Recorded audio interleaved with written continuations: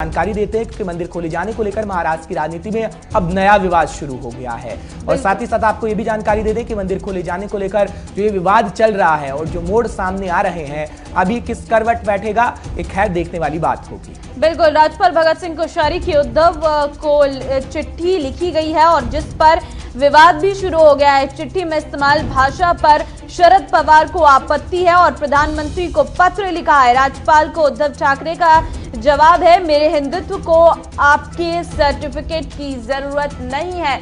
तो कल जिस तरीके से बीजेपी के तमाम कार्यकर्ता सड़कों पर उतर आए थे, सरकार से मांग कर रहे थे कि मंदिरों को खोला जाए, क्योंकि लॉकडाउन की वजह से महाराष्ट्र में सभी मंदिर बंद किए गए थे, क्योंकि कोरोना का कहर लगातार महाराष्ट्र में सबसे अधिक है। अशोक पांडे इस वक्त हमारे साथ सीधे जुड़ गए हैं। अशोक, मंदिर खोलने को लेकर कल सड़कों पर बीजेपी कार्यकर्ता आए, लेकिन अब तो इस पर राजनीति बढ़ गई है।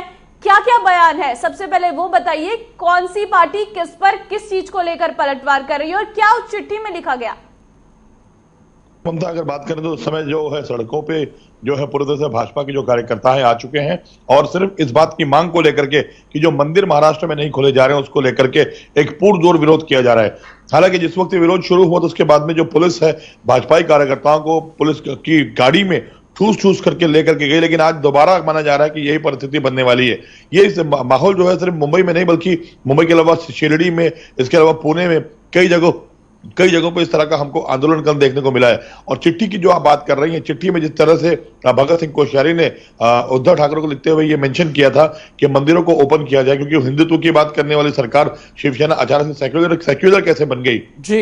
इसके अलावा यह भी कहा गया कि किस तरह से जो मंदिर ओपन नहीं किया जा रहा है उसको लेकर के उन्होंने कई प्रश्न खड़े किए। तो उनके इस लेटर द्वारा, लिखे गए लेटर द्वारा जो उद्धव ठाकरे का जो जवाब था उसमें उन्होंने ये कहा था कि आपने जो अपना पत्र लिखा उसमें एक चीज सही लिखी है कि हिंदुत्व की बात करने वाली पार्टी शिवसेना जो आज भी है और मैं हिंदुत्व हूं, लेकिन मुझे किसी सर्टिफिकेट की जरूरत नहीं है। ये इस तरह की भाषा का जो प्रयोग एक के बाद एक जो देखने को मिल रहा है, खासतौर से सीएम की तरफ से और जो गवर्नर को जो जवाब दिया जा रहा है उसको लेकर के, वो दिखाता है कि जो हिंदुत्व का एजेंडा लेकर के तो चल रही है। लेकिन जो केंद्र सरकार की तरफ से मंदिर को लेकर गाइडलाइन जारी की गई थी, केंद्र में बीजेपी की सरकार है और केंद्र ने यह कहा था कि राज्य सरकारों पर यह फैसला छोड़ दिया जाता है कि वो मंदिर खोले या फिर कुछ और वो खोल सकते हैं अपनी मर्जी से। जब ये राज्य सरकार पर फैसला है और राज्य के अंदर सरकार उद्धव ठाकरे की है तो उद्धव ठाकरे फैसला लेंगे।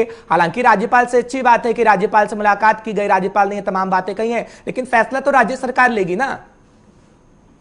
फैसला राज्य सरकार लेगी और राज्य सरकार द्वारा ही लिए गए ये फैसले हैं कि रेस्टोरेंट, बार, होटल, मॉल सारी चीजें यहां पर खुल चुके हैं। लेकिन अगर बात करें तो मंदिरों को खोलने के लिए सरकार को विचार करना पड़ रहा है। सरकार ये कह रही है कि अब हम इसे विचार कर रहे हैं। तो ये प्रश्न उठता है कि जिस तरह से यहाँ पे होटल, बार और रेस्टोरेंट खोले गए जहां पे दारू सर्व की जा रही है, शराब सर्व की जा रही है, उसको खोलने के लिए सरकार ने कितना विचार किया और मंदिरों पर विचार करना पड़ रहा है सरकार को, जबकि मंदिर प्रशासन जो है इस बात को कहने के बार बार कह रहा है कि सरकार द्वारा दिए गए सारे गाइडलाइंस का हम पालन करेंगे, जो भी कहा जाएगा उसको फॉलो किया जाएगा प्रॉपर तरीके से।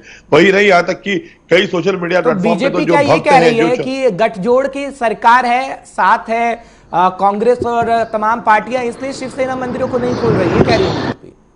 देखिए, पार्टी है, अलग अलग राजनीतिक पार्टी है, तो वो आरोप प्रत्यारोप तो लगते रहेंगे और कहीं ना कहीं किसी ना किसी चीज को मुद्दा बना करके वो सामने लेकर के आएंगे। लेकिन ये कहना गलत नहीं होगा कि जिस तरह से त्रिकोणीय सरकार जो है यहाँ पर जो चल रही है और जो अपने 3 अलग अलग पार्टियां जुड़ी हुई हैं, उसमें कहीं ना कहीं पर उद्धव ठाकरे फैसला लेते हुए थोड़ा सा हमको दिखाई दे रहा है कि हिचकिचा रहे हैं, क्योंकि इस तरह से अचानक इस चीज को कह देना कि बहुत ज्यादा जो यहाँ पर है संख्या है जो कोरोना वायरस की बढ़ गई है और लगातार जो संक्रमित इलाके हैं बहुत सारे हैं। तो इसके अलावा उद्धव ठाकरे को बाहर निकल के देखना चाहिए किस तरह से लोग जो है यहाँ पर बसों में, ट्रेनों में और गाड़ियों में ठूस के जा रहे हैं, तो उससे भी संक्रमण फैल सकता है। सबसे अहम तो ये होता है कल जो प्रदर्शन किया गया उसमें जिस तरह से पुलिस अधिकारी वहां मौजूद थे और सोशल डिस्टेंसिंग की बात की जाए तो वहां पर किसी प्रकार से कोई सोशल डिस्टेंसिंग का पालन नहीं किया गया और भाजपा के कार्यकर्ताओं की तरफ से भी जो जिस तरह से धक्का मुक्की हुई, क्या इससे संक्रमण नहीं फैलेगा, ये भी प्रश्न खड़ा होता है। तो कई चीजें ऐसी हैं, लेकिन कहीं ना कहीं पर इस समय महाराष्ट्र की सरकार मंदिर नहीं खोलने को लेकर के कटघरे में खड़ी है।